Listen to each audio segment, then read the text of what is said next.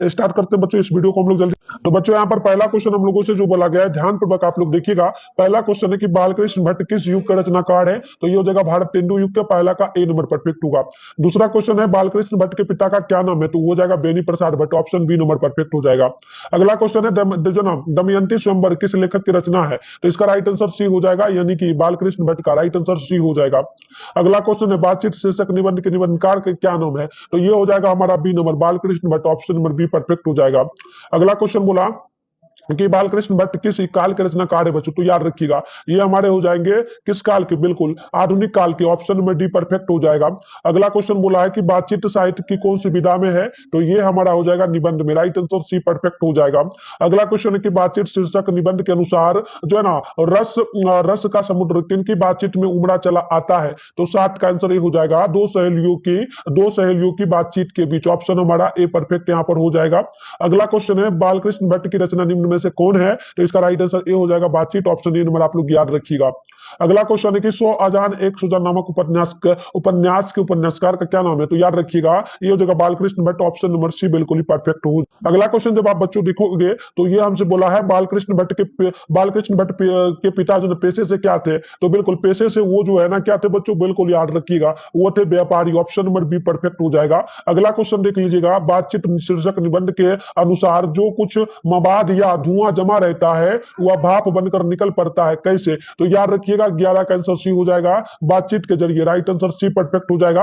अगला क्वेश्चन है टेरी कुरमुराई हो गई, इस कहानी से क्या संबंध है बच्चों? तो 12 का आंसर बी हो जाएगा उसने कहा था से। आप देखो आपसे पूछेगा कुरमुराई का अर्थ क्या होता है? तो कुरमाई का अर्थ होता है शादी करना। क्या होता है प्यारे बच्चों? शादी करना। तो आपसे ये पूछेगा तो वो लिख देना कि शादी करना, मतलब टिक मार देना। अगला है कि हिंदी कहानी के विकास में मील का पत्थर कौन सी कहानी मानी जाती है? तो बिल्कुल 13 का राइट आंसर ए हो जाएगा, उसने कहा था, ऑप्शन नंबर ए परफेक्ट होगा। अगला है चंद्रधर शर्मा गुरेली की कहानी कौन है? तो बिल्कुल ये हो जाएगा उसने कहा था, राइट आंसर डी परफेक्ट हो जाएगा। अगला है उसने कहा था कहानी क्या है? तो बिल्कुल ये हो जाएगा हमारा युद्ध की कहानी, दिव्य प्रेम की कहानी, प्रेम पर बलिदान की कहानी, तो ऑप्शन डी होगा इनमें से सभी। अगला क्वेश्चन आप देखेंगे उसने कहा था किस प्रकार की कहानी है? तो 16 का बी नंबर हो जाएगा कर्म प्रधान का, राइट आंसर बी परफेक्ट हो जाएगा।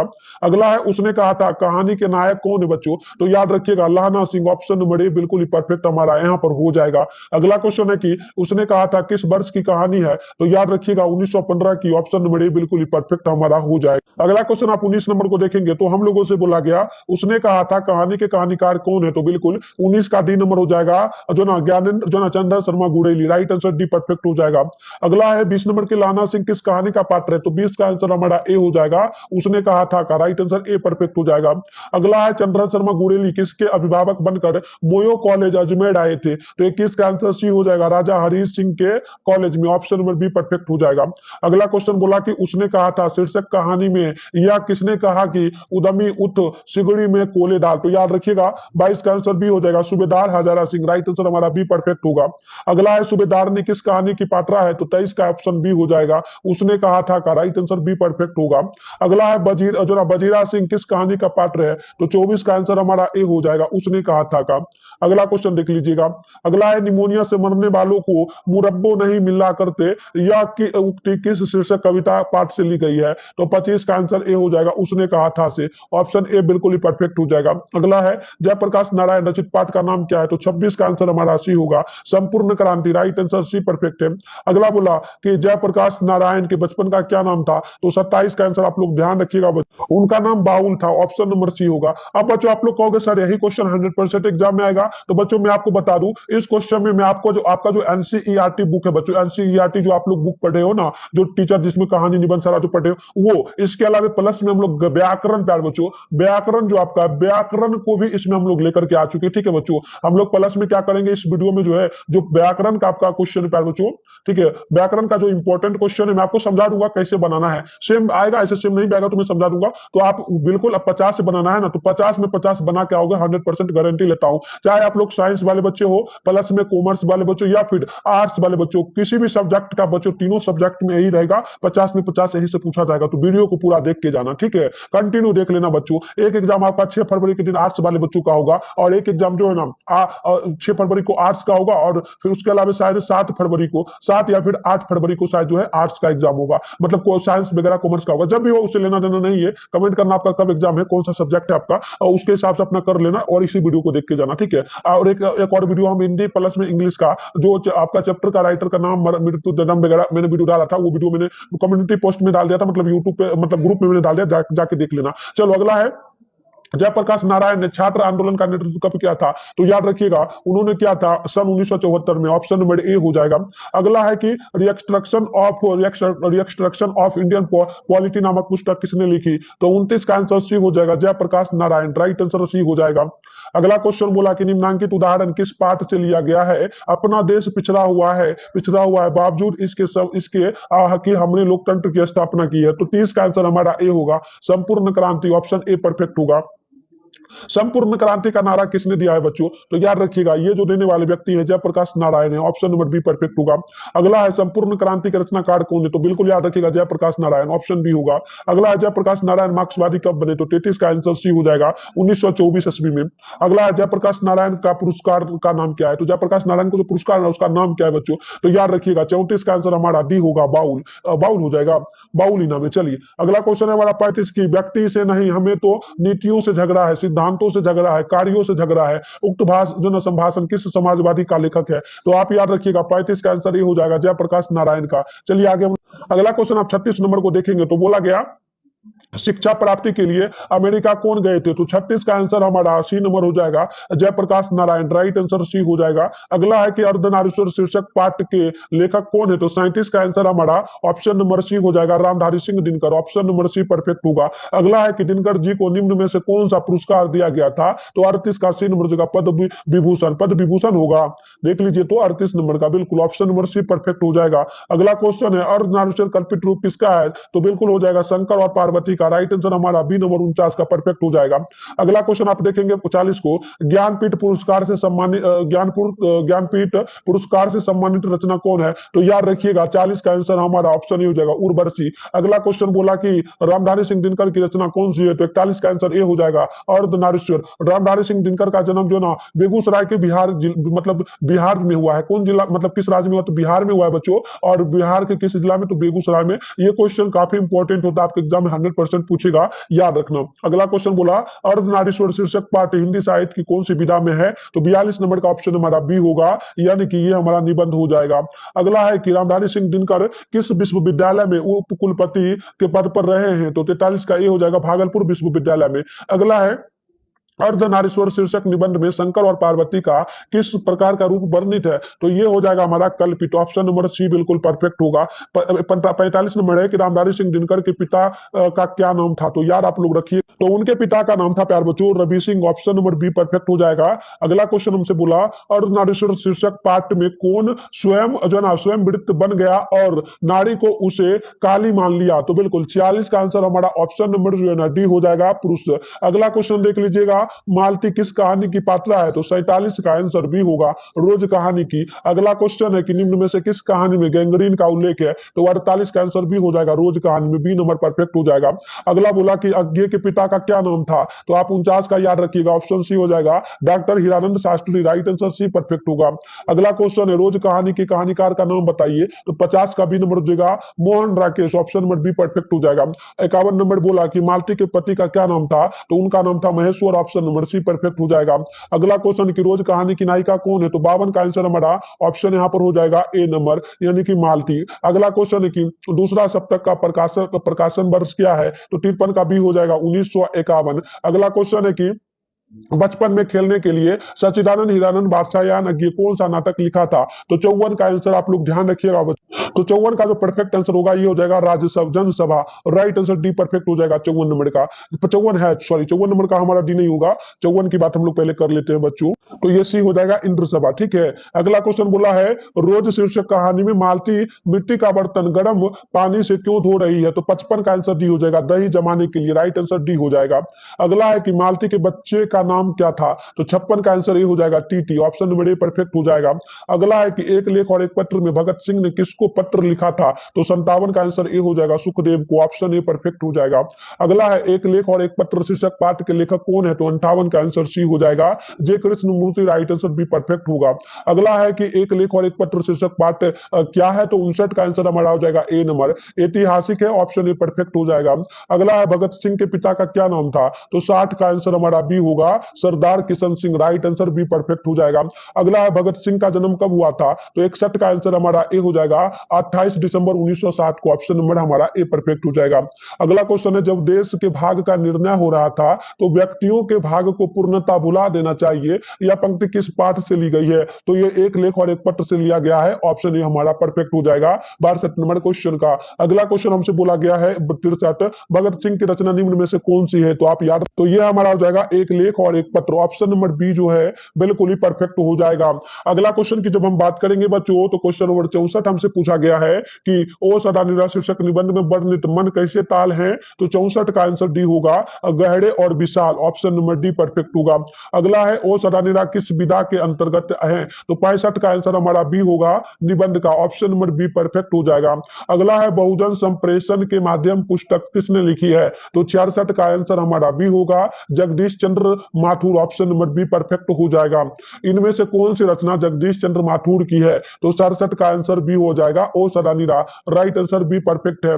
अगला है ओ सदा निरा शीर्षक पाठ के लेखक कौन है? तो 68 का आंसर हमारा सी नंबर हो जाएगा, Jagdish Chandra Mathur, option number C perfect हो जाएगा। क्वेश्चन नंबर 69 हम लोगों से बोला गया, ओ सदा निरा शीर्षक पाठ के अनुसार सन 1962 की बाढ़ का दृश्य जिन्होंने देखा है उन्हें रामचरितमानस में किसके क्रोध रूपी नदी की बाढ़ याद आई होगी? तो बिल्कुल याद रखिएगा, 69 का आंसर हमारा सी हो जाएगा, यानी कि भारत 69 का केकई का क्या हो जाएगा, केकई का, right answer C number perfect हो जाएगा।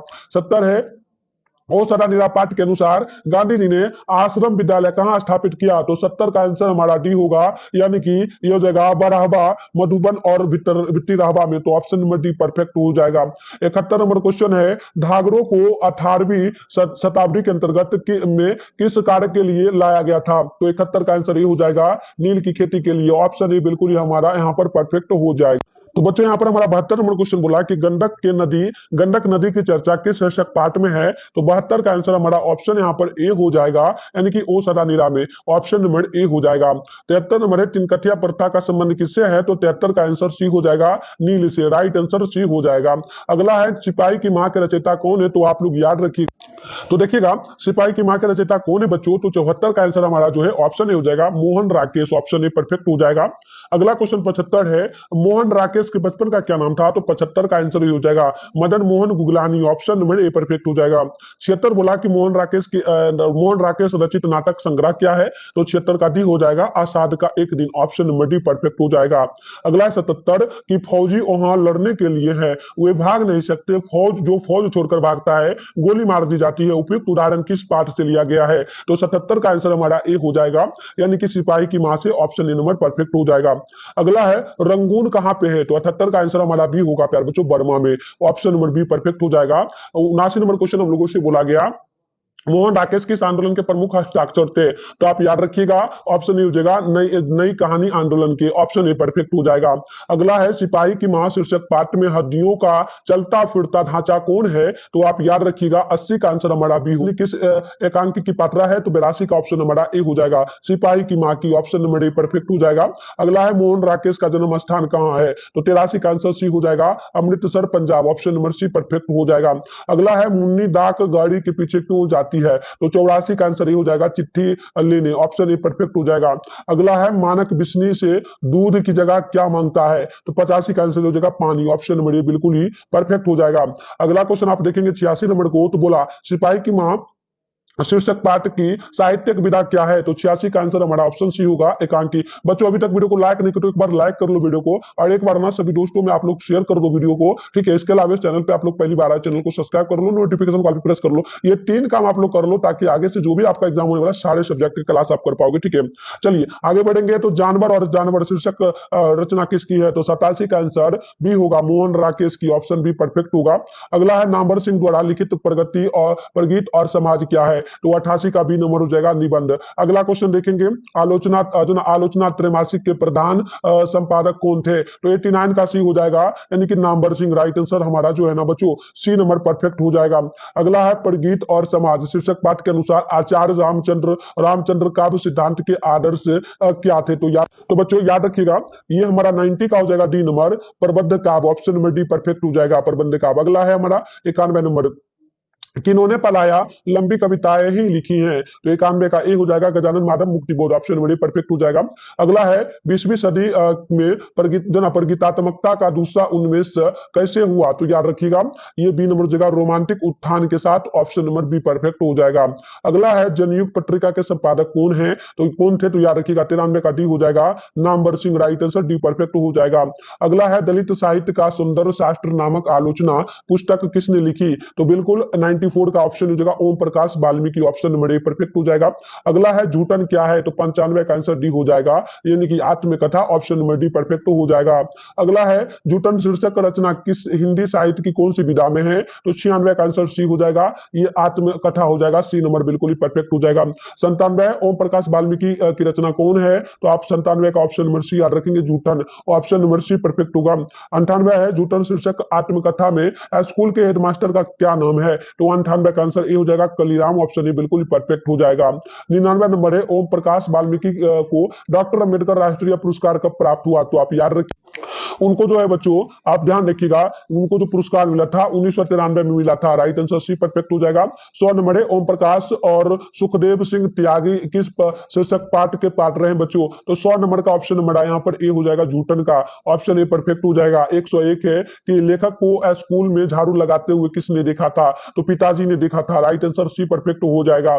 अगला क्वेश्चन हम लोगों से यहाँ पर बोला गया बच्चों 102 नंबर कि सर्दियों का संताप जो है संताप शीर्षक कृति किसकी है? तो 102 का हो जाएगा ए नंबर, ओम Prakash Valmiki.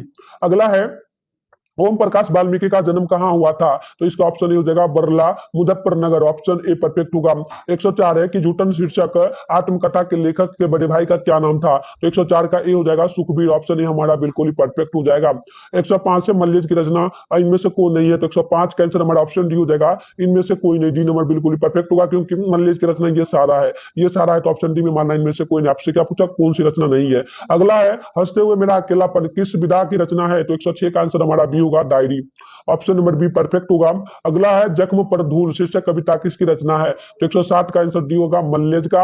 Right answer D perfect होगा। अगला क्वेश्चन आप देखेंगे 108 को, तो आदमी यथार्थ को जीता ही नहीं यथार्थ को रचता भी है, यह कथन किस लेखक का है? तो 108 का आंसर हमारा ए होगा, मल्लेज का। अगला क्वेश्चन देख लीजिएगा, तो बोला निम्नलिखित में कौन रचना मल्लेज की है? तो 109 का आंसर हमारा डी होगा, यानी कि संवाद और जो ना एकालाप। ऑप्शन नंबर डी परफेक्ट होगा।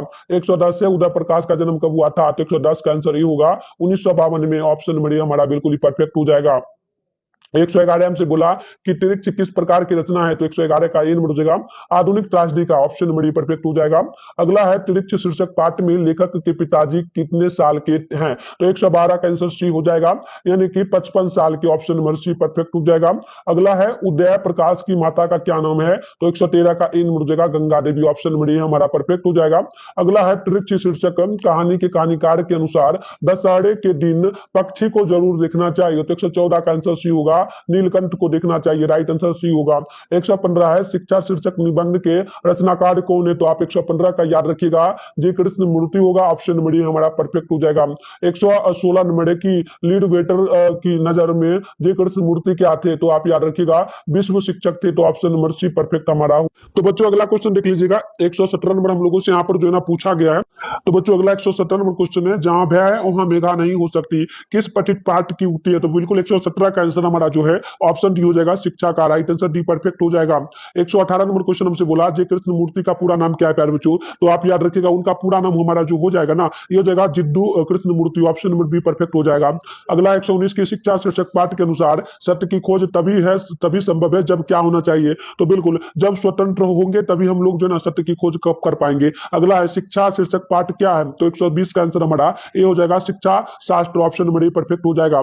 अगला है जय कृष्ण मूर्ति की रचना निम्न में से कौन है? तो 121 का हमारा ऑप्शन नंबर हो जाएगा शिक्षा, ऑप्शन नंबर आप लोग याद रखिएगा। अगला क्वेश्चन बोला कि करबक किन की रचना है? तो 122 का आंसर बी हो जाएगा मलिक मोहम्मद जायसी की, ऑप्शन नंबर बी परफेक्ट हो जाएगा। अगला क्वेश्चन है कि इनमें से प्रेस की पीढ़ के कवि कौन है? तो 123 का आंसर हो जाएगा जायसी, ऑप्शन ए परफेक्ट हो जाएगा। अगला क्वेश्चन है कि जायसी किस शाखा के कवि है? तो 124 का आंसर भी हो जाएगा प्रेम मार्गी, ऑप्शन नंबर हमारा बी परफेक्ट हो जाएगा। अगला क्वेश्चन जब आप 125 नंबर को देखेंगे तो चित्ररेखा किस कवि की रचना है? तो 125 का आंसर ए हो जाएगा जायसी का, ऑप्शन नंबर ए बिल्कुल हमारा परफेक्ट यहाँ पर हो जाएगा। अगला क्वेश्चन को हम देखेंगे 126 को, तो जायसी की रचना निम्न में से कौन है? तो आप याद रखिएगा। तो जायसी की रचना की हम लोग बात करेंगे तो ये हो जाएगा करबक, ऑप्शन नंबर परफेक्ट हो जाएगा। ठीक है, अगला क्वेश्चन देख लीजिएगा, जायसी किस भाषा के कवि थे? तो बिल्कुल याद रखिएगा 127 का बी नंबर हो जाएगा अवधी भाषा की, ऑप्शन भी परफेक्ट होगा। अगला है कि जायसी ने अपनी आंख की तुलना किससे की है? तो बिल्कुल 128 का आंसर सी हो जाएगा, यानी कि दर्पण से, राइट आंसर बिल्कुल सी हो जाएगा। अगला क्वेश्चन 129 है कि मलिक मोहम्मद जायसी की मृत्यु कब हुई थी बच्चों? तो 129 का ए नंबर हो जाएगा लगभग 1948 को, ऑप्शन नंबर हमारा परफेक्ट हो जाएगा। अगला है जायसी का जन्म स्थान क्या है? तो 130 का राइट आंसर हमारा जो है ना ऑप्शन नंबर सी हो जाएगा जायस कब्र Amethi, option number C perfect हो जाएगा। अगला है हिंदी साहित्य का पूर्व जो ना हिंदी साहित्य का सूर्या किसे कहा जाता है? तो 131 का ये हो जाएगा सूरदास को, ऑप्शन ए परफेक्ट होगा। अगला है कि सूर सागर के कवि कौन है? तो 132 का आंसर भी होगा, यानी कि Surdas, option number B perfect होगा। अगला क्वेश्चन बोला कि जाग्ञे वज्रराज कुबड़ कंबल कुसुम फूल है, यह पंक्ति किस से कविता से ली गई है? तो 133 का आंसर ये हो जाएगा सूरदास के पर, ऑप्शन नंबर ए परफेक्ट होगा। अगला है निम्नलिखित में से कौन कवि सगुन भक्ति धारा के हैं? तो 134 का आंसर सी हो जाएगा Surdas, option number C perfect होगा। अगला है सूरदास किस भाषा के कवि हैं? तो 135 का आप लोग याद रखिएगा बच्चों, तो इसका करेक्ट आंसर तो देख लीजिए, इसका हो जाएगा ब्रजभाषा, ऑप्शन नंबर बी आप लोग याद रखिएगा। अगला है जो ना राधार सकेली किसकी रचना है? तो ये जो है ना लिखा जो गया है किसकी रचना है? तो याद रखिएगा ये सूरदास का रचना, ऑप्शन ही हो जाएगा। अगला है कि मीरा ने अपना प्रियतम किसे माना है? तो कृष्ण को, ऑप्शन नंबर बी परफेक्ट हो जाएगा। अगला है कि बड़बे रामायण किनकी रचना है? तो 138 का ऑप्शन नंबर सी हो जाएगा, यानी कि जो ना तुलसीदास की, ऑप्शन नंबर सी हो जाएगा। अगला है कि तुलसीदास की पत्नी का क्या नाम था? तो 139 का भी हो जाएगा Ratnavali, option number B perfect हो जाएगा। अगला है कि तुलसीदास के दीक्षा गुरु कौन थे? तो 140 का बी नंबर हो जाएगा, यानी कि जो ना नर ही दास, ऑप्शन नंबर बी परफेक्ट हो जाएगा। अगला क्वेश्चन है कि तुलसीदास किस काल के कवि हैं? तो 141 का ऑप्शन हो जाएगा भक्ति काल की, ऑप्शन ए परफेक्ट हो जाएगा। अगला है कि तुलसीदास के बचपन का क्या नाम था? तो 142 का नंबर हो जाएगा राम बोला, ऑप्शन नंबर ए परफेक्ट हो जाएगा। अगला है कि गोस्वामी तुलसीदास हिंदी के कैसे महाकवि हैं? तो 143 का ऑप्शन भी हो जाएगा जो ना स्वच्छंद महाकवि, ऑप्शन नंबर हमारा जो है ना बी नंबर यहाँ पर परफेक्ट हो जाएगा। अगला है गीतावली किनकी रचना है? तो 144 का आंसर हमारा जो है ना ऑप्शन डी हो जाएगा तुलसीदास, ऑप्शन नंबर डी बिल्कुल ही परफेक्ट हो जाएगा। तो चलिए अगला क्वेश्चन 145 नंबर हम लोगों से यहाँ पर बोला गया, ये हमसे क्या बोला बच्चों, आप ध्यानपूर्वक यहाँ पर देखेंगे। ठीक है, चलिए एक सेकंड रुक जाइए। तो देखिए क्वेश्चन बोला कि नाम लो भरे उदर एक प्रभु दासी दास कहाई, यह पंक्ति किस कविता से ली गई है? तो 145 का सी नंबर हो जाएगा तुलसीदास के पद, ऑप्शन नंबर सी परफेक्ट हो जाएगा। अगला है कि हिंदी का संबंधवादी कवि किसे माना जाता है? तो 146 का आंसर हो जाएगा तुलसीदास को, ऑप्शन ए परफेक्ट हो जाएगा।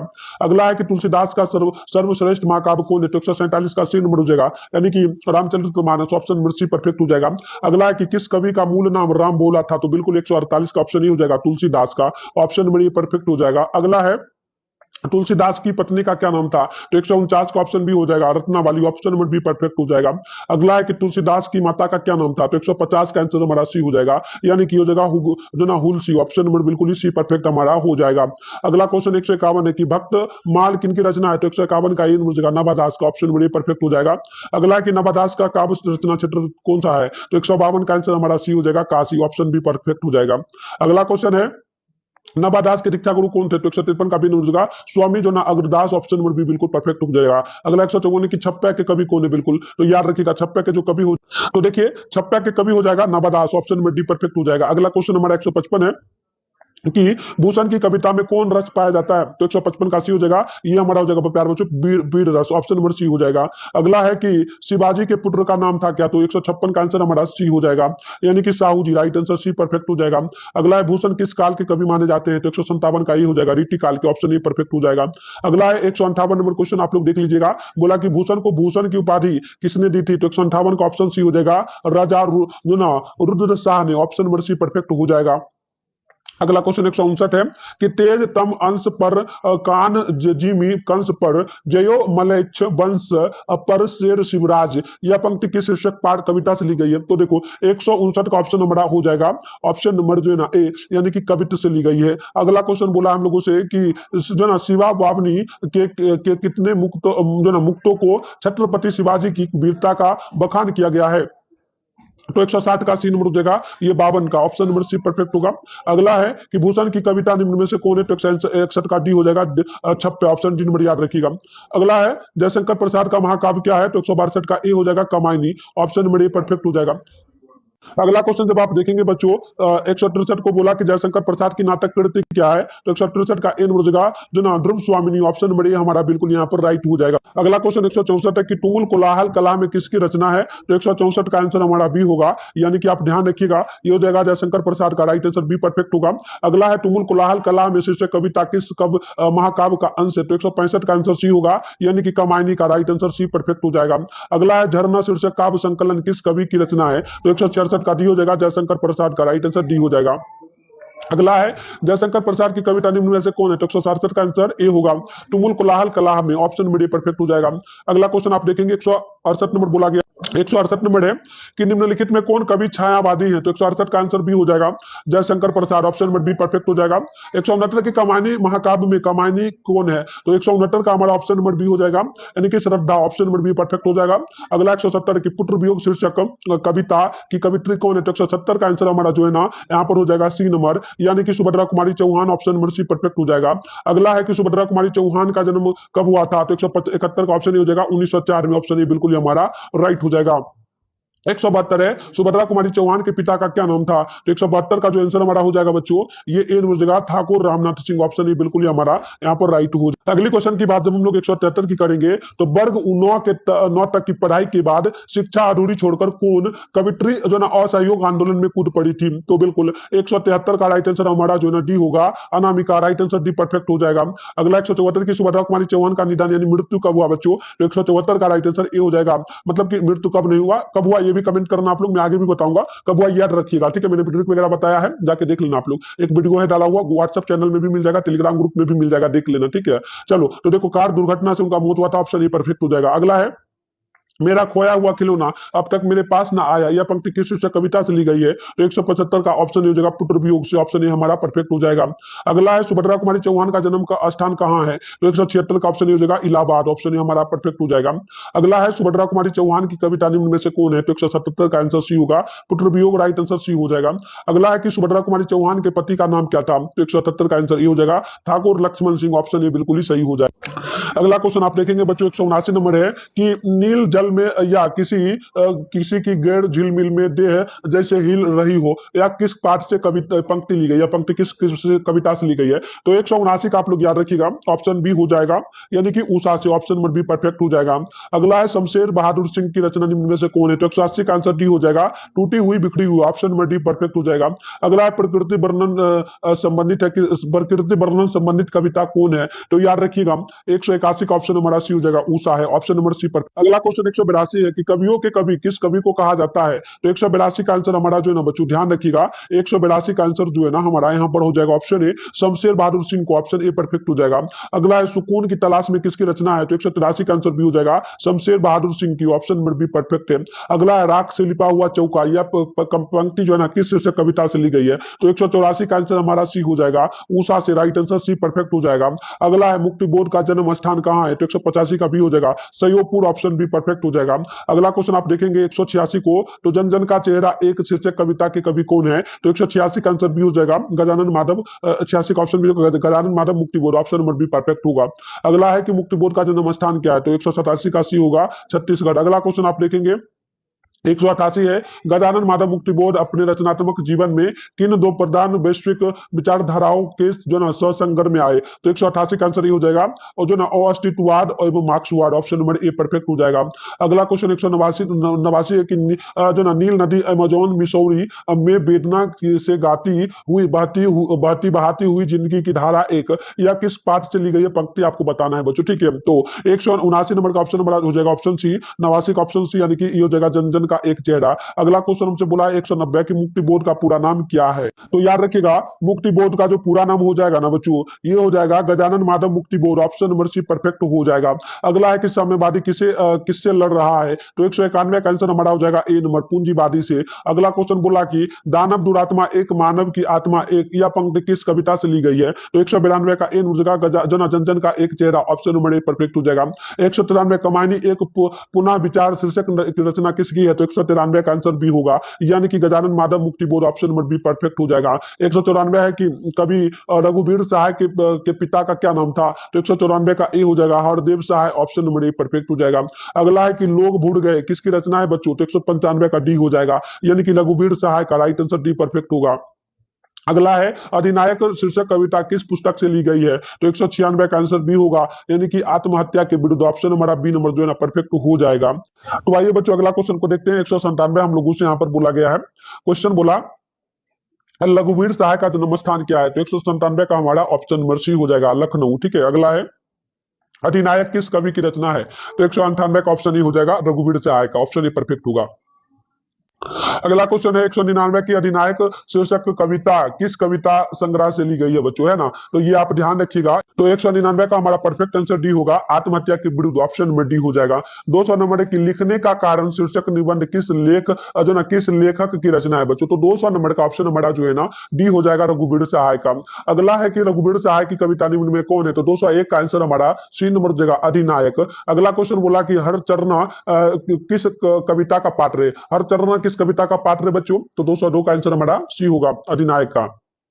अगला है विनोद कुमार शुक्ल का निवास स्थान कहां पे है, तो 203 का आंसर बी हो जाएगा, रायपुर छत्तीसगढ़। अगला क्वेश्चन बोला हम लोगों से प्यारे नन्हे बेटे की प्यारे नन्हे बेटे के कवि कौन है बच्चों, यानी लेखक कौन है, तो याद रखिएगा 204 का आंसर हमारा जो है ना ए हो जाएगा, विनोद कुमार शुक्ल। अगला है प्यारे नन्हे बेटों को शीर्षक कविता का नायक कहाँ का रहने वाला है, तो बिल्कुल याद रखिएगा नायक जो है ये रहने वाला है भिलाई छत्तीसगढ़ का। ऑप्शन नंबर सी हो जाएगा। 206 नंबर क्वेश्चन बोला विनोद कुमार शुक्ल की किस रचना पर मनी कौल ने फिल्म बनाई थी, तो 206 का आंसर हमारा हो जाएगा, ऑप्शन नंबर डी, यानी कि नौकर की कमीज। ऑप्शन नंबर डी होगा। 207 है किसकी विजय हुई, सेना की नागरिकों की, यह जो पंक्ति है बच्चों किस पाठ से ली आपको बताना है, तो 207 का आंसर ये हो जाएगा, हार जीत। ऑप्शन नंबर ए होगा। अगला है कि अशोक वाजपेयी का मूल जो है अशोक वाजपेयी का मूल निवास कहाँ का रहने वाला, तो आप ध्यान रखेंगे 208 का आंसर हमारा ए होगा, सागर Madhya Pradesh. Option number A perfect हो जाएगा। 209 है जो ना हार जीत किस प्रकार की रचना है बच्चों, तो हारजीत जो है ये गद्य कविता है। ऑप्शन नंबर बी परफेक्ट होगा। अगला है अशोक वाजपेयी का जन्म कब हुआ था, तो 210 का सी नंबर हो जाएगा, यानी कि 1941 ईस्वी में। अगला है कि हारजीत शीर्षक कविता में मशकबला क्या कर रहा है, तो 211 का ए हो जाएगा, सड़क खींच रहा है। ऑप्शन ए होगा। हारजीत कविता किस कविता संग्रह से ली गई है, तो 212 का आंसर ए हो जाएगा, कहीं नहीं वही। ऑप्शन ए हो जाएगा। अगला है कि हारजीत शीर्षक गद्य कविता के रचनाकार कौन है, तो 213 का राइट आंसर ए हो जाएगा, अशोक वाजपेयी। अगला क्वेश्चन आप देखेंगे बच्चों, तो 214 नंबर हमसे बोला इबादत से गिरी मात्राएं शीर्षक कविता संग्रह किसकी रचना है, तो 214 का इन मुर्जा का रघुवीर सहाय। अगला क्वेश्चन 215 है अशोक वाजपेयी जी ने कहां रहकर स्वतंत्र लेखन किया था, तो 215 का आंसर हमारा बी होगा, दिल्ली में रहकर। अगला क्वेश्चन बोला है कि पंचायती राज क्यों खो गया है, पंचायती राज में क्या खो गया, तो पंच परमेश्वर खो गया है। ऑप्शन नंबर जो है ना 216 का सी नंबर करेक्ट होगा। 217 नंबर बोला है कि ज्ञानेंद्र पति किस प्रशासनिक पद पर थे, तो याद रखिए तो बच्चों वो जो है वो थे किस प्रकार का, तो कारा अधीक्षक। जो प्यारे बच्चों होता है ना सेंट्रल जेल, उसमें कारा अधीक्षक थे। ऑप्शन नंबर सी हो जाएगा। अगला क्वेश्चन हमारा है 218 ज्ञानेंद्र पति की कविता कौन है, तो 218 का ए हो जाएगा, गांव का घर। ऑप्शन ए हमारा परफेक्ट होगा। अगला है कि कवि ने कहा है क्या, कवि ने क्या कहा है बच्चों, तो याद रखिएगा ये हमारा जो था कविता संग्रह, मतलब कवि ने कहा है या जो लिखा गया है, यह लिखा गया है किसमें, कविता संग्रह में, याद रखिएगा। अगला क्वेश्चन देखिएगा 220 नंबर बोला कि गांव का घर शीर्षक कविता किस कविता संग्रह से ली गई है, तो 220 का ऑप्शन सी होगा, यानी कि जो ना संशयात्मकता। ऑप्शन नंबर सी परफेक्ट होगा। अगला क्वेश्चन है कि गांव का घर का कवि कौन है, तो 221 का ऑप्शन ए हो जाएगा, ज्ञानेंद्र पति। अगला है कि सरकरा का जो ना प्रकाश बुलौना जो ना बुलौआ शहर से कितनी दूर है, तो बिल्कुल जो ना क्या बोला, सरकरा का प्रकाश बुलौआ शहर से कितनी दूर से आने वाला है, तो 222 का ऑप्शन ए हो जाएगा, 10 कोस दूर। ऑप्शन ए हो जाएगा। 223 है ये हमसे पूछा कि पंचायती राज में खुद जैसे खो गए पंच परमेश्वर, यह पंक्ति किस कविता से ली गई है? तो बिल्कुल याद रखिएगा, ये गांव का घर से लिया गया है। अगला है कि ज्ञानेंद्र पति का जन्म स्थान कहाँ है बच्चों? तो ये हो जाएगा गोड्डा झारखंड, जो कि गोड्डा एक जिला है झारखंड का, ऑप्शन ही हो जाएगा। तो देखो बच्चों, हम लोग एनसीईआरटी से जो मोस्ट इंपॉर्टेंट क्वेश्चन था हमने 224 को कर लिया, और भी हम लोग करेंगे। सुबह में क्लास होगा, आपका एग्जाम ले जाओगे ना, उससे पहले हम क्लासेस वगैरह करवाते रहेंगे, ठीक है? तो और भी इंपॉर्टेंट होगा तो करवाएंगे। अब चलो हम लोग बढ़ते हैं आगे, और हम लोग जो है ना अब व्याकरण को देखेंगे। किसको देखेंगे? क्योंकि बच्चों देखो, आप कितना भी पूरा एनसीईआरटी को क्यों ना पढ़ के चले जाओ बोर्ड एग्जाम में, आप एनसीईआरटी पूरा पढ़ लोगे ना, तब भी प्यारे बच्चों मैं आपको गारंटी के साथ बोलता हूं, ज्यादा क्वेश्चन नहीं, कम से कम 40 से लेकर के 40 क्वेश्चन, 40 से लेकर के 45 क्वेश्चन नहीं पूछेगा, इससे ज्यादा पूछ नहीं सकता है। तो एनसीईआरटी कम पढ़ो, ज्यादा व्याकरण पे ध्यान दो। तो चलो व्याकरण में क्या क्या टॉपिक पूछा जाएगा हम पूरा का पूरा आपको इस वीडियो में बता देते। तो देखिए, सबसे पहले हम लोग बढ़ेंगे संज्ञा। संज्ञा में क्या क्या पूछा जाएगा, तो संज्ञा से भी क्वेश्चन आता है, तो देख के जाइएगा। जैसे पहला क्वेश्चन आप लोगों से पूछा जा सकता है बच्चों, ये क्वेश्चन आपसे क्या पूछेगा कि बताइए मानवता शब्द कौन संज्ञा, मानवता शब्द में कौन सी संज्ञा है? तो मानवता शब्द में जो है ना भाववाचक, मानव में क्या होगा, भाव उत्पन्न हो रहा है, तो भाववाचक संज्ञा कहेंगे। अगला क्वेश्चन देखिए क्या बोला आपसे, हीरा शब्द कौन है प्यारे बच्चों? हीरा शब्द में कौन संज्ञा होगा? तो अब हीरा शब्द है तो हीरा में क्या होगा, द्रववाचक। हीरा जो द्रव है, टूटता जल्दी नहीं है, तो हम कहेंगे द्रववाचक संज्ञा है। बहुत आसान है। अगला क्वेश्चन क्या आपसे बोला गया है कि जो है ना ये पूछा है हम लोगों से, दया शब्द में कौन संज्ञा? दया। दया मतलब क्या हो रहा है, यहाँ पर भी तो भावे उत्पन्न हो रहा है ना, तो भाववाचक कहेंगे। यानी कि क्या हो रहा है, किसी को कोई मार रहा है, आपको कह रहे उसे छोड़, तो आपके ऊपर, आपके अंदर जो ना उसके लिए भाव उत्पन्न हो रहा है, तो भाववाचक संज्ञा कहेंगे। इस प्रकार से ट्रिक मतलब ध्यान रखना, बन जाएगा। कोई भी ये ना पूछे, दूसरा भी पूछेगा तो बना दोगे। अगला क्वेश्चन, तांबा, तांबा जो ना, तांबा शब्द में कौन सी संज्ञा है? अब तांबा, तांबा से क्या समझ में आ रहा है आपको? तांबा से समझ में आ रहा है कि द्रववाचक संज्ञा। तांबा क्या? तांबा जो है द्रव, यानी कि जो पिघल जाता है। पिघलना का मतलब क्या? पानी जो है, जल, पानी वगैरह जो है, ये सारा दूध वगैरह है, द्रववाचक संज्ञा है, ठीक है? जिसे नापा तोला जा सकता है, तो हम लोग तांबा को नापते तोलते हैं ना। अगला क्वेश्चन बोला कि राजपाल शब्द में कौन संज्ञा? तो अब राजपाल शब्द है, तो राजपाल शब्द में जो जातिवाचक संज्ञा है, क्योंकि राजपाल जो है ये एक जाति के अंतर्गत आता है ना, ऑप्शन ए हो जाएगा। अगला क्वेश्चन देखो हमारा है, सूरदास, सूरदास शब्द में कौन संज्ञा है? तो याद रखिएगा, ये हमारा हो जाएगा व्यक्तिवाचक संज्ञा, ठीक है? अगला है विद्यांचल शब्द में संज्ञा क्या होगा? तो ये हो जाएगा हमारा ऑप्शन बी, यानी कि व्यक्तिवाचक संज्ञा। अगला है कि 8 नंबर, कुर्सी शब्द में क्या संज्ञा होगा? तो कुर्सी में जो है ना ये जातिवाचक, क्योंकि कुर्सी जो है एक जाति में, कुर्सी में बहुत सारा कुर्सी आ जाता है, तो एक जाति के अंतर्गत आ रहा है। अगला क्वेश्चन क्या पूछा कि पुस्तक शब्द में क्या था? पुस्तक भी तो जो है ये भी हमारा जातिवाचक संज्ञा, क्योंकि पुस्तक बहुत सारा तो एक जाति के अंतर्गत आता है, तो ऑप्शन नंबर है ये परफेक्ट हो जाएगा। तो आइए अगला है 10 नंबर की संसार शब्द में कौन संज्ञा है? अब देखो संसार बच्चों, संसार से आपको क्या समझ में आ रहा है? संसार से समझ में आ रहा है कि ये व्यक्तिवाचक संज्ञा है, ठीक है? संसार एक व्यक्तिवाचक, क्योंकि व्यक्ति द्वारा ये नाम रखा गया है। अगला क्वेश्चन है कि रक्षाबंधन में कौन संज्ञा हो जाएगा? तो याद रखिएगा, रक्षाबंधन में हो जाए व्यक्तिवाचक संज्ञा है, ठीक है? अगला क्वेश्चन है हमारा कि दीपावली शब्द में कौन सी संज्ञा है? तो दीपावली शब्द भी हमारा जो है ना ये जातिवाचक संज्ञा है, क्योंकि दीपों का एक समूह है ना। चलिए अगला क्वेश्चन है, अर्थ के आधार पर संज्ञा के कितने भेद होते हैं बच्चों? तो याद रखिएगा 13 का राइट आंसर ऑप्शन हो जाएगा 5। ऑप्शन हमारा बिल्कुल यहाँ पर परफेक्ट हो जाएगा। अगला है 14 नंबर कि दूध शब्द में कौन संज्ञा है बच्चों? तो दूध जो है द्रववाचक संज्ञा, जिससे मापा तोला जा सकता है उसे हम लोग कहेंगे द्रववाचक संज्ञा, याद रखिएगा। तो ऑप्शन सी हो जाएगा 14 नंबर का, ठीक है? अगला क्वेश्चन देखिएगा, मित्रता शब्द में कौन संज्ञा होगा? तो मित्रता जो शब्द है इसमें भाव उत्पन्न होता है, तो ऑप्शन बी होगा। अगला है सभा शब्द में कौन संज्ञा? अब सभा, सभा क्या हो रहा है? तो समूह के अंतर्गत हो रहा है, तो समूह है तो हम कहेंगे समूहवाचक संज्ञा। 16 का ऑप्शन नंबर हमारा ए परफेक्ट हो जाएगा। अब हम लोग संज्ञा को हमने देख लिया, जो आपको समझाने लायक था वो भी इसमें से क्वेश्चन भी आ जाएगा। ऐसे पूरा का पूरा संभावना है 100% की इसी से आएगा। अगर इसे नहीं भी आता है तो एक दो, मतलब ऐसे तो 2 से 4 क्वेश्चन, 4 से 3 ही क्वेश्चन संज्ञा से पूछता है। तो ये पूछा तो पूछा, नहीं तो मैं आपको बता दिया, द्रववाचक में पूछे, व्यक्तिवाचक में पूछे, तो ये सर आप ध्यान रखिएगा, ठीक है? आप सर्वनाम की ओर बढ़ते हैं। देखो सर्वनाम है, जैसे कि हम ऐसा क्यों नहीं कर सकते हैं, कौन सर्वनाम है? तो हम ऐसा नहीं क्यों कर सकते, तो ये क्या हो, क्वेश्चन मार्क, यहाँ पर देखो लग गया क्वेश्चन मार्क, तो इसका नाम है क्वेश्चन मार्क, तो हम लोग कहेंगे प्रश्नवाचक संज्ञा। ऑप्शन नंबर बिल्कुल परफेक्ट हो जाएगा। समझ में आया? जब कभी इस प्रकार का चिन्ह मिले तो कहिएगा प्रश्नवाचक संज्ञा। अगला है हिंदी में कुल कितने सर्वनाम है? तो हिंदी में टोटल जो है 11 सर्वनाम होगा। ऑप्शन डी परफेक्ट हमारा। अगला क्वेश्चन आप देखेंगे तो 19 नंबर है कि वह कौन है जो वहां सो रहा है, या किस सर्वनाम का उदाहरण? तो देखो बच्चों, यहाँ पर क्या हो रहा है कि 2 शब्द को जोड़ा जा रहा है। वह कौन है एक शब्द अलग हो गया, जो सो रहा है, तो इसमें क्या हो रहा है बच्चों? बिल्कुल इसमें जो है ना हम देखेंगे तो संबंध वाचक हो रहा है। क्या हो रहा है? संबंध हो रहा है, क्योंकि दो शब्दों को मिलाया जा रहा है, ठीक है? तो संबंध हो रहा है, तो इस प्रकार से 2 शब्दों को कभी भी जोड़ा जाए ना तो कहिएगा संबंधवाचक सर्वनाम है, सिंपल सा। अगला क्वेश्चन क्या बोला? रोटी मत खाओ क्योंकि वह जल रही है, तो सिंपल सा, इसमें भी 2 शब्दों को जोड़ा जा रहा है, एक ये शब्द है एक ये है, तो 2 लाइन को जोड़ा जा रहा है, तो हम लोग कहेंगे सिंपल सा ये निश्चयवाचक सर्वनाम है। देखिए क्या बोला कि रोटी मत खाओ क्योंकि वह जल रही है, वह जली है, तो बिल्कुल ये निश्चयवाचक, यानी निश्चित कर जाए कि रोटी जला हुआ है, तुम मत खाओ। अगला क्वेश्चन क्या बोला? तुम्हें क्या चाहिए, किस सर्वनाम का उदाहरण होगा? अब देखो तुम्हें क्या चाहिए, तो ये निजी बात हो जाएगा ना, तो बिल्कुल निजी बात होगा तो हम लोग क्या निजी बात है नहीं, तुम्हें क्या चाहिए, हाँ कोई प्रश्न पूछ रहा है, जैसे कि मैं आपसे पूछ रहा कि तुमने क्लास कर लिया, तो बिल्कुल प्रश्नवाचक सर्वनाम में ऑप्शन बी बिल्कुल परफेक्ट होगा। अगला है इसे कौन ना स्वीकार करेगा, किस सर्वनाम का उदाहरण है, तो देखो 22 का ऑप्शन ही हो जाएगा, ये अनिश्चयवाचक है। तो देख के जाओ, इसी से क्वेश्चन पूछेगा, समझ में तो आपको आ ही रहा होगा। अगला है कि कुछ खा लो, किस सर्वनाम का उदाहरण है, तो 23 का ऑप्शन हमारा बी हो जाएगा, प्रश्नवाचक सर्वनाम का, क्योंकि कुछ खा लो, क्या आपका भाई बोला है कि तुम कुछ खा लो, तो वो आपसे आपसे क्वेश्चन पूछ रहा है, तो आपका मन होगा खाने का, तो बोलोगे हाँ खाऊंगा, नहीं खाऊंगा, तो वो प्रश्न पूछा, वो बस यही आपको ध्यान रखना है। अगला देखिए क्या बोला हमसे कि भारत का राष्ट्रपति कौन है, इस वाक्य में कौन जो है ना सर्वनाम है, तो बिल्कुल भारत का राष्ट्रपति कौन, यहाँ पर बिल्कुल पहले प्रश्न प्रश्न लग गया, क्वेश्चन मार्क, तो हम लोग कहेंगे प्रश्नवाचक सर्वनाम, सॉरी प्रश्नवाचक हो जाएगा ना, प्रश्नवाचक, देखिए ऑप्शन नंबर सी हो जाएगा। अगला क्वेश्चन अब विशेषण में चलेंगे। विशेषण में क्या है कि आलस शब्द का विशेषण क्या है बच्चों, तो बिल्कुल देखिए 25 का आंसर हमारा जो हो जाएगा ऑप्शन डी, आलसी। आलस का देखो विलोम कुछ विशेषण पूछता है, आलस का क्या हो जाएगा, आलसी हो जाएगा, उल्टा पूछ देगा। जैसे पुराण शब्द का विशेषण क्या हो जाएगा, तो पुराण का पौराणिक हो जाएगा, क्या हो जाएगा, पौराणिक। सिंपल सा इस प्रकार से आप लोग याद रखिएगा, बहुत आसान से आपका पूछेगा।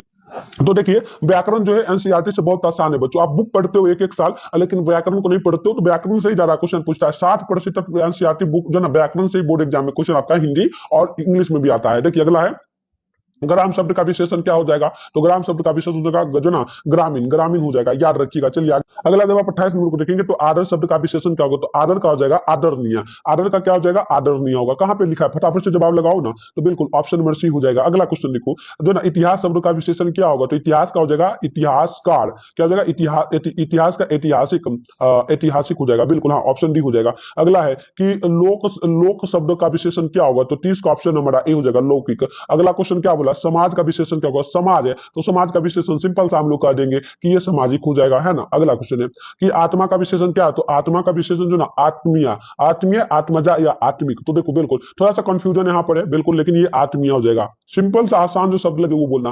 भारत का विशेषण क्या होगा, तो भारत का भारतीय, भारतीय हो जाएगा, ऑप्शन नंबर ए हो जाएगा।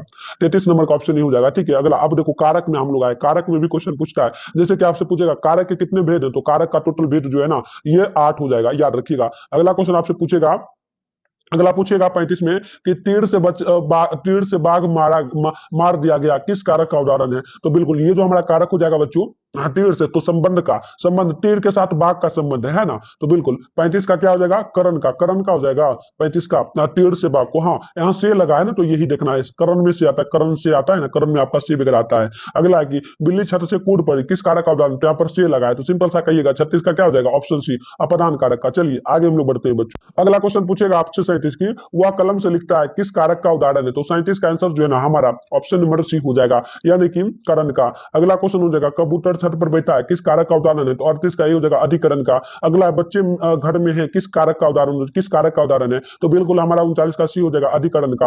अगला है कौवा पेड़ पर है, पेड़ पर है, कौवा पेड़ पर उदाहरण है, तो ये बैठा है, तो बताइए किस कारक का उदाहरण होगा, तो 40 का ये हो जाएगा, ये हो जाएगा हमारा अधिकरण का।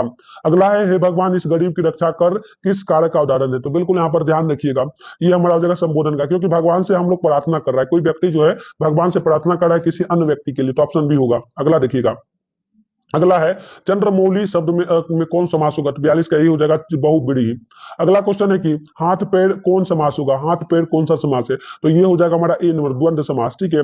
अगला क्वेश्चन है कि रसोई घर में कौन समास है, तो 44 का यही हो जाएगा तत्पुरुष समास। अगला क्वेश्चन हमारा 45 के चंद्रशेखर शब्द में कौन समास है, तो 45 का आंसर ये हो जाएगा बहुव्रीहि, ठीक है बच्चों। चलिए आगे हम लोग, अगला बोला है 47 की त्रिफला शब्द में कौन समास है बच्चों, तो 47 का आंसर हो जाएगा ए नंबर द्विगु समास। अगला क्वेश्चन क्या बोला है धीरे धीरे शब्द में कौन समास, देखो यहाँ पर क्या लिखा है बच्चों, धीरे लिखा है, फिर क्या लिखा है बच्चों, यहाँ पर जो ये माइनस जो है ना, माइनस जैसा, इसे हम लोग योजक चिन्ह कहते हैं। तो ये हमारा जो है ना धीरे धीरे यानी कि योजक चिन्ह, दो शब्दों के बीच में योजक चिन्ह यानी माइनस का चिन्ह कभी भी लगे तो सीधा माइंड में ध्यान रखिएगा, क्या ध्यान रखिएगा, सीधा ध्यान रखिएगा, अव्ययीभाव समास हो जाएगा। 48 नंबर है, अव्ययीभाव समास कैसे होगा, अव्ययीभाव समास, एक सेकंड, अव्ययीभाव में नहीं जाएगा, द्वंद्व समास में जाएगा। कहा जाएगा द्वंद्व समास होगा, ये ऑप्शन सी हो जाएगा, ठीक है। अगला है पर इस प्रकार का कभी भी मिले ना तो मारिएगा द्वंद्व में हमेशा, ठीक है, दो शब्दों को कभी भी जुड़ा है। देखिए प्रतिदिन शब्द में कौन समास है, तो 49 का आंसर हमारा जो है ना सी होगा, यानी कि अव्ययीभाव समास। अगला क्वेश्चन देखिएगा, धनहीन शब्द में कौन समास है? तो धनहीन, धन से जो है हीन, तो 50 का आंसर क्या हो जाएगा? एन तत्पुरुष। अगला क्वेश्चन है, यहाँ पर देखिएगा, अगला क्वेश्चन आपसे बोला है कि रामानुज शब्द में कौन समास है बच्चों? तो आप यहाँ पर याद रखिएगा 51 का आंसर बी हो जाएगा तत्पुरुष। अगला क्वेश्चन बोला है कि आजकल में कौन सा समास है? तो 52 का डी हो जाएगा द्वंद्व समास। आजकल, देखो ये जो आजकल लिखा है दो शब्दों से मिलकर बना है, आज प्लस में क्या बना है? कल। आप लोग भी थोड़ा माइंड लगाइएगा तो बन जाएगा, ठीक है। अगर कुछ दूसरा भी कुछ पूछे, तिरपन है कि पंचवटी शब्द में कौन समास है? तो तिरपन का सी होगा, यानी कि द्विगु समास। अगला क्वेश्चन बोला कि जो ना हाथ पैर में कौन सा समास है? तो 54 का आंसर हमारा ए हो जाएगा द्वंद्व समास। फिर आया ना यहाँ पर योजक चिन्ह लगाया ना दो शब्दों के बीच में, तो याद रखिएगा कभी भी पूछे ना तो बना दीजिएगा। फिर देखो बोला काम चोर में कौन समास? आप देखो काम है, काम लिखा है बच्चों, क्या लिखा है? काम, और फिर लगाए योजक चिन्ह लगा करके क्या दिया है? चोर लगा दिया है। यानी कि हम लोग कभी भी दो शब्दों के बीच में माइनस कर सकते, तो सिंपल सा आप अपने भाषा में तो योजक चिन्ह कहना। आपसे पूछा भी जा सकता है ये कौन सा चिन्ह? तो योजक चिन्ह है। तो बिल्कुल 55 का आंसर हमारा जो हो जाएगा ये बहुब्रीहि हो जाएगा। 55 है, 55 में ना चलेंगे, तो बिल्कुल ये हो जाएगा हमारा तत्पुरुष में आ जाएगा, तत्पुरुष में आ जाएगा। द्वंद्व ना देगा तो तत्पुरुष में आ जाएगा, क्योंकि काम चोर यानी कि काम को वो काम से बचने के लिए वो क्या कर रहा है? आराम कर रहा है। तो चलिए आगे हम लोग बढ़े। अगला क्वेश्चन है 56 की लंबोदर में कौन सा समास होगा? तो 56 का आंसर हमारा सी हो जाएगा, यानी कि बहुब्रीहि समास। अगला है राजकुमार में कौन सा समास होगा? तो 57 का बी हो जाएगा तत्पुरुष समास। अगला है दाल रोटी में कौन सा समास है? तो 58 का राइट आंसर सी हो जाएगा द्वंद्व समास। अगला क्वेश्चन क्या बोला? उपसर्ग हम लोग चलेंगे। उपसर्ग में उपसर्ग भी समझ लीजिएगा, बहुत आसान है। जैसे परलोक है, तो यहाँ पर क्या लिखा है? पर, इसका सन्निवेश कर लेते हैं। उपसर्ग कैसे बनाना है मैं आपको, जैसे कि उपसर्ग और प्रत्यय दोनों बता दूंगा। पहले उपसर्ग बताता फिर प्रत्यय बताऊंगा, आप एक बार में बना दोगे पूरा का पूरा, ठीक है। मैं समझा देता हूँ। जैसे परलोक का सन्निवेश पहले कर लेना। परलोक दो शब्दों से मिलकर बना है, तो सिंपल सा आप लिख दोगे, एक तो लिख दोगे पर, प्लस में क्या बना है? लोक। पर प्लस लोक से मिलकर के हमारा क्या बना है? परलोक। तो परलोक में हमें उपसर्ग पूछा। उपसर्ग जो है बच्चों शुरू वाला शब्द होता है, जो शुरू वाला ये शब्द है ना यही होगा। तो ये हमारा ऑप्शन नहीं मिल गया। तो आपका उपसर्ग समझ आ गया। पड़ता कभी भी पूछे तो पड़ता हमारा लास्ट वाला शब्द होता है, तो हमसे पड़ता पूछेगा तो लोक में मारेंगे। अब चलो उपसर्ग वाला सारा क्वेश्चन यहाँ पर है, बताइए अज्ञान में कौन उपसर्ग होगा? तो अज्ञान का दो शब्द तोड़ दो, तो अगला वाला शुरू वाला शब्द क्या हो जाएगा? सात का, तो सात का ऑप्शन सी हो जाएगा और, ठीक है। अगला देखो दो ना, अधपक्का शब्द में कौन उपसर्ग हो जाएगा? तो बिल्कुल अधपक्का का दो शब्द पहले तोड़ दो, शुरुआत वाला जो शब्द होगा वो हमारा उपसर्ग हो जाएगा। तो देखो 2 से 3 क्वेश्चन ये वाला आएगा। बोर्ड एग्जाम में जाओगे ना कल बच्चों, आप एग्जाम जो देने जाओगे तो बिल्कुल गर्दा मचा दोगे, ठीक है। 61 का ये हो जाएगा अर्ध, ठीक है। अगला क्वेश्चन देखिएगा, स्वपरिवार में कौन सा उपसर्ग होगा? तो ये बिल्कुल हमारा ये हो जाएगा स्व। अगला क्वेश्चन देखिएगा, यहाँ पर क्या बोला है? अतिरिक्त शब्द में कौन उपसर्ग है? तो 63 का आंसर हमारा बी होगा अति। अगला क्वेश्चन क्या बोला? जो ना उपवास शब्द में कौन सा उपसर्ग है? तो बिल्कुल 64 का आंसर हमारा ए हो जाएगा उप। अगला क्वेश्चन है कि विकास शब्द में कौन उपसर्ग होगा? तो 65 का आंसर हमारा हो जाएगा ऑप्शन नंबर ए, यानी कि बी हो जाएगा। तो ध्यान रखिए। अगला क्वेश्चन 66 है कि यशोदा शब्द में यशोदा शब्द का जो ना यहाँ पर देख लीजिएगा, यशोदा शब्द का संधि विच्छेद क्या होगा? संधि विच्छेद में हम लोग आगे अभी संधि विच्छेद में लगता है। चलो संधि विच्छेद वगैरह भी आना चाहिए, इसका संधि विच्छेद करना आपको आना चाहिए। तो दो शब्दों को तोड़ देना। 66 का आंसर हमारा ए हो जाएगा, यशा प्लस दा, ऑप्शन ए हो जाएगा। अगला क्वेश्चन है संसार में कौन सा संधि विच्छेद होगा? संधि विच्छेद होगा तो 66 का आंसर हमारा ए हो जाएगा, सम प्लस सार, ऑप्शन ए हो जाएगा। अगला है कि पवन शब्द में क्या संधि विच्छेद होगा? तो 68 का ए हो जाएगा, यानी कि पो प्लस अन। अगला है उद्योग शब्द का संधि विच्छेद क्या होगा? तो 69 का ऑप्शन बी हो जाएगा उत प्लस योग। अगला है संधि के कितने भेद होते हैं? तो याद रखिएगा टोटल 3 भेद, ऑप्शन सी होगा। 71 नंबर है सुक्ति शब्द में क्या संधि विच्छेद होगा? तो 71 का आंसर हमारा बी हो जाएगा सु प्लस उक्ति। अगला है हिमालय शब्द में क्या संधि विच्छेद होगा बच्चों? तो 72 का ऑप्शन हो जाएगा हिम प्लस आलय, ऑप्शन नंबर ए हो जाएगा। अगला है कि विद्यालय का संधि विच्छेद क्या हो जाएगा? तो याद रखिएगा विद्यालय का संधि विच्छेद बी नंबर हो जाएगा विदा प्लस आलय। अगला है नयन शब्द का संधि विच्छेद क्या होगा? तो 74 का हो जाएगा ने प्लस अन। अगला क्वेश्चन यहाँ पर देख लीजिए आप। अगला क्वेश्चन है हमारा 75 की निश्चय का संधि विच्छेद क्या होगा? तो 75 का आंसर हमारा ए होगा नि प्लस च, ऑप्शन ए होगा।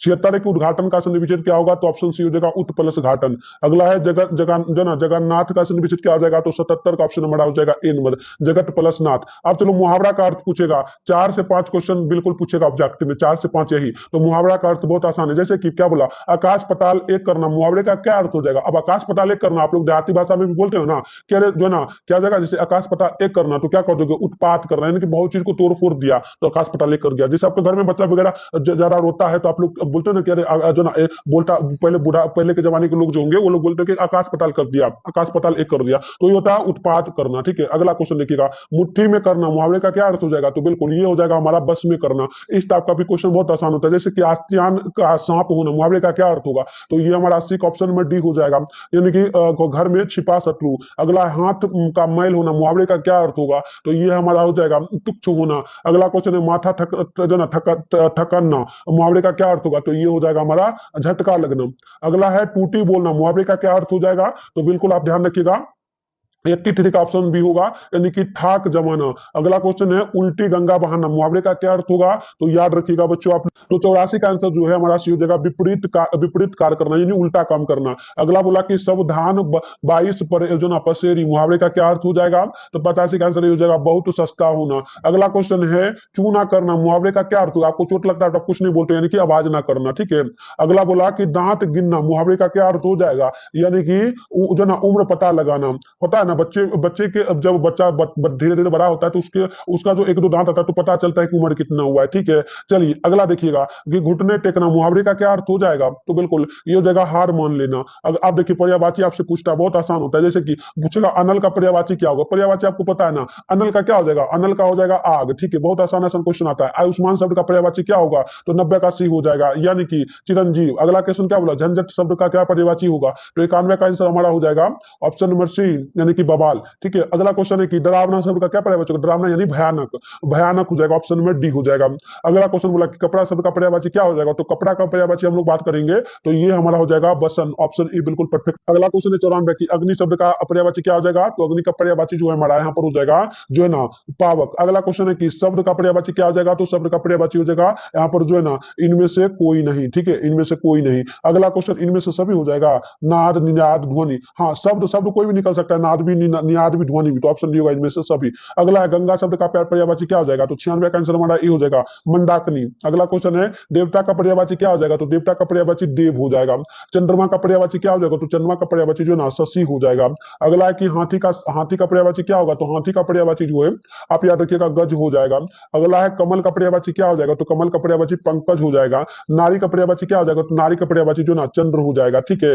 101 आप लोग सीन और नारी का औरत ना होगा। अगला है कि समुद्र का पर्यायवाची क्या हो जाएगा? तो समुद्र का पर्यायवाची याद रखिएगा ये हो जाएगा हमारा सिंधु, ऑप्शन नंबर सी होगा। अगला है पत्नी का पर्यायवाची क्या हो जाएगा? तो याद रखिएगा पत्नी का पर्यायवाची भाया हो जाएगा, ऑप्शन नंबर बिल्कुल। तो अब हम लोग जो आए हैं ये हमारा विलोम शब्द होगा। देखो पूरा जो आपका एग्जाम में पूछा जाएगा 100 मार्क्स, उसका मैं तैयारी करवा रहा हूँ। एग्जाम में जाओगे तो कोई दिक्कत ही नहीं होगा, 50 आप बिल्कुल आसान तरीके से बना दोगे, ठीक है। देखिएगा संध्या शब्द का विलोम क्या होगा? तो 104 का आंसर हमारा हो जाएगा ऑप्शन नंबर ए, यानी कि प्रातः। संध्या मतलब क्या? सम होगा तो अब रात होगा। अगला है कि दूषित शब्द का विलोम क्या हो जाएगा? तो विलोम बताना है तो ये हो जाएगा स्वच्छ। अगला है कि ईमानदार शब्द का विलोम क्या हो जाएगा? तो ईमानदार का बेईमान हो जाएगा, ऑप्शन नंबर हमारा जो यहाँ पर बी हो जाएगा। उल्टा शब्द बताना है बस। आवरण शब्द का पर्यायवाची क्या हो जाएगा? कभी मतलब विलोम क्या होगा? तो 107 का आंसर डी हो जाएगा अनावरण। अगला है ऊंच शब्द का विलोम क्या हो जाएगा? तो इसका हो जाएगा हमारा ऑप्शन बी, यानी कि नीच, ऊंचा नीचा। कठोर का पर्यायवाची क्या हो जाएगा? कठोर का हो जाएगा कोमल, है ना। अगला है कि आकाश शब्द का क्या हो जाएगा? करेक्ट, तो ये आकाश पताल, इस प्रकार से। तो ना पुरस्कार शब्द का क्या हो जाएगा? पुरस्कार मिला, यानी कि पुरस्कार अपमान। पुरस्कार अपमान यहाँ पर देखो 111 है ना, तो बिल्कुल पुरस्कार का दंड हो जाएगा। पुरस्कार मिला फिर दंड मिला, उल्टा शब्द बोला। खरा खरा का विलोम क्या होगा? तो खरा का विलोम हो जाएगा परा, परा हो जाएगा, ऑप्शन में हमारा बी परफेक्ट हो जाएगा। अगला देखिएगा उद्गंध का विलोम क्या होगा? तो 113 का आंसर हमारा ए हो जाएगा बच्चों, यानी कि विनम्र। अगला क्वेश्चन पूछेगा साकार का विलोम क्या होगा? तो याद रखिएगा 114 का ए हो जाएगा निराकार। अगला बोलेगा कि निद्रा का विलोम क्या होगा? तो निद्रा का विलोम जो है ना प्रशंसा हो जाएगा। अगला है अनुराग का विलोम क्या हो जाएगा? तो अनुराग का विलोम जो है ना विराग हो जाएगा। अगला आप देखिए उच्चारण स्थान पूछता है, उच्चारण वाला भी क्वेश्चन आता है, जैसे कि मुआ का उच्चारण स्थान, मुआ बोल के देखिए, मुआ मुआ मुआ बोल के देखिए तो एक बार फटाफट से ये भी 2 से 3 क्वेश्चन पूछ देगा बच्चों आपके एग्जाम में। तो मुआ का बोलिए, तो मुआ बोल के देखिएगा ना, तो बिल्कुल यहाँ पर देखिएगा 117 का आंसर हमारा भी हो जाएगा। होठ पर आपका सटेगा, होठ सटेगा, बस जो सटा वही बोलना। जैसे योर लो लो वो कौन सा व्यंजन है? तो आप ये जो बोल रहे हो ना, ये तीनों का तीनों जो व्यंजन है बच्चों, ये हमारा अंतास्त जो ना अंतास्त व्यंजन है। अगला क्वेश्चन हमसे बोला गया हिंदी में अनुनासिक वर्णों की संख्या कितनी है? तो 119 का डी हो जाएगा 5। अगला बोला कि रॉ का उच्चारण स्थान क्या? तो रॉ बोल के देखिए वाला, तो बिल्कुल यहाँ पर देख लीजिएगा ये हो जाएगा हमारा कंठ पर जोर पड़ेगा। अगला है टॉ का उच्चारण स्थान क्या है? तो टॉ बोल के देख लीजिएगा, टॉ टॉ टॉ कहां पर जोर पड़ रहा है आपका? मुद्रा में, मुंह में जोर पड़ रहा है, ऑप्शन ए हो। अगला देखिएगा फिर बोला कि बुआ का उच्चारण स्थान क्या? तो बुआ बोल के देख लीजिए ना एक बार, तो बुआ बोलिएगा ना तो बिल्कुल आपका ये होठ पे जोर पड़ेगा। अगला देखो ये आ गया ना, ये चिन्ह आपसे पूछा गया था, मैंने बोला था योजक चिन्ह, यानी कि ये जो है ना योजक चिन्ह होता है। बोला कि कोष्टक में जो ये दिया गया या विराम चिन्ह क्या है? तो ये जो चिन्ह है ना इसका नाम होता है योजक चिन्ह, मैंने शुरुआत में ही बोल दिया था। अगला है कि निम्नलिखित में कौन वर्ण जो है ना अघोष वर्ण है? तो बिल्कुल ये जगह हमारा ठो। अब चलिए प्रत्यय आपसे पूछा जाता है, तो जैसे वंदना शब्द में प्रत्यय क्या है? तो वंदना में जो प्रत्यय हो जाएगा आप ध्यान रखिएगा, ये हमारा जगह ना, लास्ट वाला शब्द जो होता है ना इसमें जो लगा है लास्ट वाला ही प्रत्यय होता है। जैसे कि अगला देखिएगा, यहाँ पर देखिए अगला संज्ञा सर्वनाम और विशेषण के अंत में लगने वाला प्रत्यय क्या है? तो सब में क्या लगा है? यहाँ पर देखिएगा सब में नो आ, तो यहाँ पर देख लीजिएगा सब में जो लगा है ना 126 का 80 कर दीजिएगा, ये जगह क्रिया घोटक कृतंत। तो अगला देखिएगा यहाँ पर बोला कि रुटेला में कौन सा प्रत्यय है? तो प्रत्यय पूछा, तो देखो प्रत्यय हमारा जो लास्ट वाला शब्द होता है ना, तो बिल्कुल 127 का भी हो जाएगा 13 13, क्योंकि लूप बनेगा, संधि विच्छेद करेंगे तो लूप प्लस में 13, तो हमारा लास्ट वाला शब्द जो है प्रत्यय हो जाएगा। ठीक है, अगला है कि आनंदित में कौन प्रत्यय है? तो 128 का आंसर डी हो जाएगा इत। अगला क्वेश्चन है चतुराई में कौन सा प्रत्यय है? तो चतुराई में जो प्रत्यय की बात करेंगे लास्ट वाला राई, तो ऑप्शन हमारा यहाँ पर जो ना आई हो जाएगा डी नंबर। अगला क्वेश्चन है नकलची शब्द में प्रत्यय क्या है? तो बिल्कुल डी हो जाएगा ची। चलिए अगला हम लोग देख लेते हैं क्वेश्चन। अगला बोला कि अंकुरित शब्द में क्या प्रत्यय है? तो याद रखिएगा इत हो जाएगा। अगला है महिमा शब्द में क्या प्रत्यय है? तो महिमा में हमारा जो है ना प्यारे बच्चों ये हो जाएगा ईमा। अगला क्वेश्चन बोला रक्षक में क्या प्रत्यय होगा? तो याद रखिएगा ये हमारा हो जाएगा अक। मैंने समझा दिया था पहले ही प्रत्यय प्रत्यय, आपको समझ में आया तो कमेंट करो। अगला है कि जुर्माना शब्द में क्या प्रत्यय होगा? तो याद रखना ये सी हो जाएगा आना। अगला है कि जना पंकिल शब्द में क्या प्रत्यय होगा? तो 135 का ए हो जाएगा इल। अगला बोला कि जो ना लघुत्व शब्द में क्या प्रत्यय है? तो याद रखना आप लोग ये भी होगा तुआ। तो इस प्रकार से हमने जो है पूरा का पूरा निचोड़ जो है क्लास कंप्लीट कर लिया बच्चों। तो आप लोग इस वीडियो को पूरा देख लेना अंत तक और ग्रुप वगैरह को ज्वाइन कर लेना। ये क्लास आपको कैसा लगा कमेंट बॉक्स में बताना। मिलते हैं नेक्स्ट वीडियो में, तब तक के लिए बाय बाय।